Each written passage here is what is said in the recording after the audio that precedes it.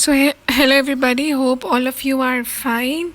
So, we will be continuing the same chapter, that is Principles of Management, and today we'll discuss about only the Fjols principles, and then it will be followed by case studies. For that I'll take the live class.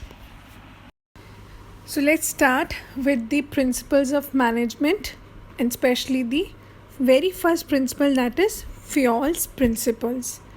I hope you have read the previous chapter. So let's start. Okay so पहला principal है division of labour. अब Fayol's का जो पहला principal division of labour का है, इस principal के अकॉर्डिंगली जो वर्क है उसको हम डिवाइड करते हैं छोटे छोटे टास्क में, ताकि जो भी हमारा गोल है वो अचीव हो जाए effectively and efficiently. So what it is written is कि work could be divided into small specialized tasks performed by the trained specialist. कुछ भी हो सकता है. Let's suppose we got a project, और उस प्रोजेक्ट में ऐसा है कि we want कि in that project IT का भी काम है. Okay, there is some of the work related to supervision also, you can say.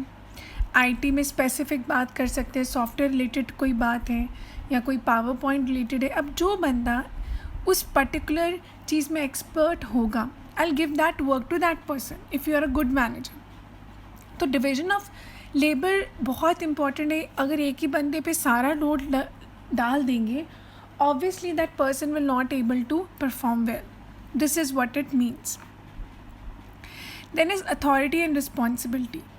There must be a right balance between authority, that is right to give orders, and responsibility, that's obligation to perform the assigned task. अब authority and responsibility में एक balance होना चाहिए. Authority होता है कि आपके पास है कि आप ऑर्डर कर सकते हो, आप कमांड कर सकते हो. रिस्पॉन्सिबिलिटी होती है जिम्मेदारी. अगर कोई भी मिसयूज़ करेगा अपनी अथॉरिटी, तब भी मैनेजमेंट ठीक नहीं होगी. अगर आप अपनी जिम्मेदारी नहीं समझोगे, देन डेफिनेटली चीज़ें मैनेज नहीं होंगी. So you need to keep it in a balanced mode. Next is discipline. अब जो भी ऑर्गेनाइजेशन के रूल्स एंड रेगुलेशंस हैं उसको ओबे करना बहुत ज़रूरी है. Then only you can manage the things. Then only you can all the efforts of the individuals can be put into in the right direction. Then only the effective and the efficiency can be achieved. So discipline is also very important. अगर strike पे सब चले जाएं, so things doesn't go well. Unity of command. Unity of command means that you are getting the orders from one boss only. Let's suppose अगर employer को orders बहुत सारे bosses से मिल रहे हैं, then what happens? सो उसमें क्या होता है कि तब कंफ्यूज स्टेट हो जाती है. So unity of command is that you have to receive the orders from one boss only. Then is unity of direction. All the units of organisation should aim and move towards achieving the organisational goal. Unity of direction का मतलब होता है कि जितने भी units हैं organisation के, उनका जो पर्पस है काम करने का, जो भी मोटो है काम करने का, वो सारा टूवर्ड्स ऑर्गेनाइजेशनल गोल ही होना चाहिए. कि हाँ, उनका वो गोल है, वो कॉमन गोल की तरफ ही उनके सबके एफर्ट्स जो हैं इंटीग्रेट होने चाहिए, एफर्ट्स लगने चाहिए. This is what the unity of direction means. कोई किसी डायरेक्शन में जा रहा है, कोई कुछ कर रहा है, कोई कुछ कर रहा है, but they are not keeping into their mind the common goal, then the goal will never be achieved. So they have to keep in mind that goal. So the sixth one is subordination of individual interest to general interest. इसका मतलब है कि organisation का interest जो है वो हमेशा ऊपर होना चाहिए एज़ कम्पेयर टू इंडिविजुअल.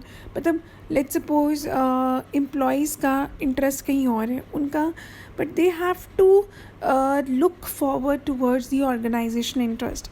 जैसे कि लेट्स सपोज अब ऑर्गेनाइजेशन सोचती हैं कि they need to work on Sundays because they have to complete the project on time and they have to submit it. Individual interest and no Sundays we have to sleep and all that stuff. So in that case, what you need to do? Obviously you have to prioritize the organization interest, because you will be at a greater advantage, and then only the organization goal can be achieved. Okay, the next one is remuneration. Remuneration is a salary, so salary हमेशा fair होनी चाहिए according to the kind of the efforts you are putting in, and then only the things will be managed. And since employees are happy, organization goals can be achieved happily, and the performance of a company can go to great extent, can reach great heights, I would say. Then is centralization and decentralization. उसका मतलब होता है कि ये दोनों powers में balance होना चाहिए. सेंट्रलाइजेशन है कि पूरी कमांड किसी के हाथ में होनी, जो कि टॉप मैनेजमेंट के हाथ में होती है, और डिसेंट्रलाइजेशन की कुछ पावर्स हमें अपने नीचे, मतलब टॉप मैनेजमेंट से नीचे, लाइक मिडिल मैनेजर्स हो गए, मिडिल लेवल के हो गए, या आप कह सकते हो लोअर लेवल्स के, उनको भी देनी चाहिए. Because it should not be that they should feel always bounded, it should that some of the decision they should take at their own and also. So this is what it means. Next is scalar chain.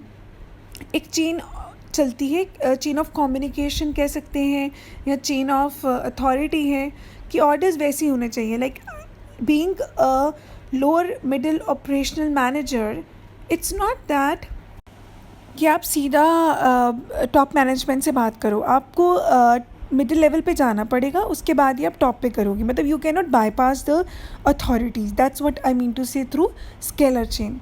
फिर है orders.